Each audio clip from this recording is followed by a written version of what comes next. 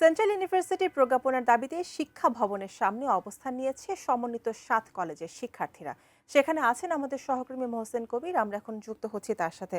মোহসেন, এই সেন্ট্রাল ইউনিভার্সিটির প্রজ্ঞাপনের দাবিতে শিক্ষার্থীরা যে আন্দোলন করছে এবং এই প্রজ্ঞাপন নিয়ে তারা কি কোনো কথা শুনতে পেয়েছে কিনা শিক্ষা সচিবের কাছ থেকে বা প্রশাসনের কাছ থেকে, কি খবর আছে আপনার কাছে?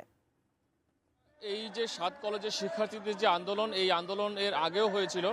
তো তাদের যে মূল দাবি সেটি হচ্ছে যে ঢাকা সেন্ট্রাল ইউনিভার্সিটি যে প্রস্তাব সরকারের পক্ষ থেকে করা হয়েছিল, সেই প্রস্তাবিত বিশ্ববিদ্যালয়টি এখনও কোনো আইনি কাঠামোর মধ্যে আসেনি, কারণ এখনও সরকারের পক্ষ থেকে কোনো প্রজ্ঞাপন জারি করা হয়নি। তো সেই কারণে শিক্ষার্থীরা এক ধরনের অনিশ্চয়তায় ভুগছে। যারা ২৪-২৫ সেশনে যারা ভর্তি হয়েছেন তাদের পরিচয় কী হবে, সেটিও এক ধরনের বড় অনিশ্চয়তার বিষয় শিক্ষার্থীদের জন্য। তো সেই শিক্ষার্থীরা এই যে ৭ কলেজ, সেই ৭ কলেজের শিক্ষার্থীরা এর আগে আন্দোলন করতেন যে ঢাকা বিশ্ববিদ্যালয়ের অধিভুক্তি বাতিলের দাবিতে। তারপর অধিভুক্তি যখন বাতিল হলো, তখন নতুন করে সংকট তৈরি হয়েছে যে এই যে ঢাকা সেন্ট্রাল ইউনিভার্সিটি করার যে প্রস্তাব সরকারের পক্ষ থেকে করা হয়েছে, প্রস্তাব করা হলো, সেটি এখনও কোনো আইনি কাঠামোর উপর দাঁড়াতে পারেনি, কারণ এটির কোনো প্রজ্ঞাপন হয়নি।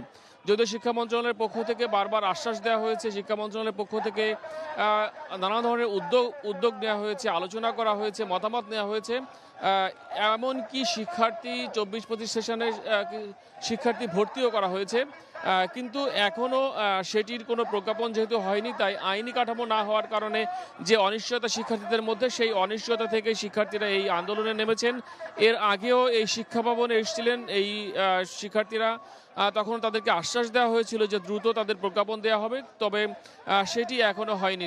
সব মশার বিরুদ্ধে সুরক্ষা দিতে এলো বসুন্ধরা এক্সট্রিম অ্যারোসল, মশার বিরুদ্ধে এক্সট্রিম সুরক্ষা। তো সেই কারণেই মাঝে বেশ কয়েকবার তারা দাবি জানিয়েছিলেন, তবে শেষ পর্যন্ত সেই তাদের যে দাবি, যে অবিলম্বে প্রজ্ঞাপন জারি করার যে দাবি, সেই দাবি পূরণ না হওয়ার কারণে তারা রাজপথে আন্দোলনে নেমেছেন। এবং এই যে ৭ কলেজে জানেন যে ৭ কলেজের শিক্ষার্থীদের মধ্যে রয়েছে Dhaka college, Dhaka college, Eden college, Titumir college, Bangla college, Badrunnesa college, Suhrawardy college, কবি নজরুল কলেজ। তো এই যে ৭টি কলেজ, এই ৭ কলেজের শিক্ষার্থীরা এই আন্দোলনের সঙ্গে যুক্ত হয়েছেন। এবং এই আন্দোলনকে ঘিরে এই সচিবালয় মুখী যে সড়কটি শিক্ষা ভবনের সামনে দিয়ে গিয়েছে, সেই সড়কে পুলিশের পক্ষ থেকে ব্যারিকেড দেওয়া হয়েছে, ব্যারিকেড দিয়ে পুলিশ সতর্ক অবস্থানে রয়েছে। তবে শিক্ষার্থীদের যে অবস্থান আমরা এই মুহূর্তে দেখতে পাচ্ছি, তাতে মনে হচ্ছে না যে শিক্ষার্থীরা কোনো ধরনের সহিংস কর্মসূচিতে যাবে কিংবা কোনো ধরনের অপ্রীতিকর কোনো ঘটনা ঘটবে, সেটি দেখে মনে হচ্ছে না। তারপরে পুলিশের পক্ষ থেকে প্রস্তুতি রয়েছে এবং শিক্ষার্থীরা বলছেন যে তারা তাদের যে দাবি, সেই দাবিতে তাদের যে আন্দোলন, সেই আন্দোলন তারা চালিয়ে যাবেন। এবং তাদের মূলত এক দফা দাবি এখন, সেই এক দফা হচ্ছে যে অবিলম্বে এই যে ঢাকা সেন্ট্রাল ইউনিভার্সিটি, সেটির প্রজ্ঞাপন দ্রুত দিতে হবে, দিলেই তারা ঘরে ফিরবেন, সেই ধরনের কথা তারা বলছেন।